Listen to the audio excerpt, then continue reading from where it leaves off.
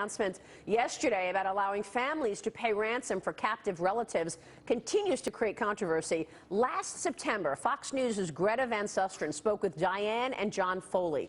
They are the parents of journalist James Foley, who was beheaded by ISIS. Here's what they told her on paying ransoms. When it's your own son, and you've not been told that other activities were going on that might mitigate the situation, what do we as family have left? We had no other alternatives, and we began to raise ransom. Money in hopes of negotiating in terms with of them. Pledges. We didn't actually handle any money, but we asked for people to pledge us donations if in fact we got to a situation where money was asked for. We were told that we might be prosecuted. Big deal. I'd rather be in a prison here than my son being in a prison over there. And now, of course, we have the president saying families will not face prosecution for negotiating with hostage takers. Joining me now from Washington, D.C. is Republican North Carolina Congressman and Vice Chairman of the Bipartisan Task Force to Investigate Terrorism Financing, Robert Pittenger. Sir, good to have you on the program. Thanks very much for joining us. Good morning, Maria. What are the implications of this new policy? Well, I think it's clear. You know, I'm a father, a grandfather of 9, and father of 4, and I understand the enormous pain of any family member who has a member who is being held hostage and one who's been targeted. You know, the facts regrettably bear out that the more the ransoms are available, that those individuals and those countries are targeted.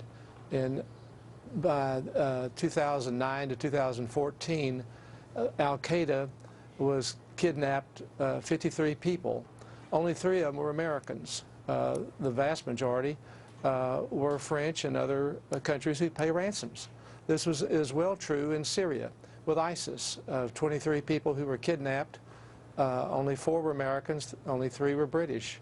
The British and Americans did not pay ransoms. What the president did, frankly, was announce to the world that our country will not pay ransoms, but we will not prosecute families who do. And so he's basically told the world and told the terrorists that kidnapping will pay to kidnap Americans. Well, and that's very tragic. Yeah, I mean, now, obviously, when the bad actors hear the fact that, okay, the government of the United States is blessing families to pay ransom, why wouldn't they just double down and try to get, you know, try to squeeze people even more, knowing that now they probably will? For sure. That's the jeopardy that we're in, and that's what, frankly, is going to exacerbate the problem. David Cohen, who is Deputy Director of CIA, has said clearly that Americans were not at as great a risk because Americans don't pay. And now that policy has been reversed in that families can pay without being prosecuted. You know, ISIS has been able in 2014 to generate upwards to around $40 million through ransoms to finance the terror that they've and havoc that they've played throughout the world. I think we need to be mindful of these policies and the repercussions of these kinds of decisions, because what we're going to see is greater exposure now to the American people. Yeah, so what should be done now? I mean, do you think that the administration understands the unintended consequences of this, or I don't even know if they're unintended? Well, I think they understand the consequences. The facts are there. They've made a decision that they felt was, from their point of view, the right thing to do. I think it's misguided, and I think it's going to lead to greater threats upon the lives of the American people. Yeah. All right. Good to have you on the program. Thanks for your insights, Robert. Robert Pittenger joining us there in Washington. Delta adopting a new policy.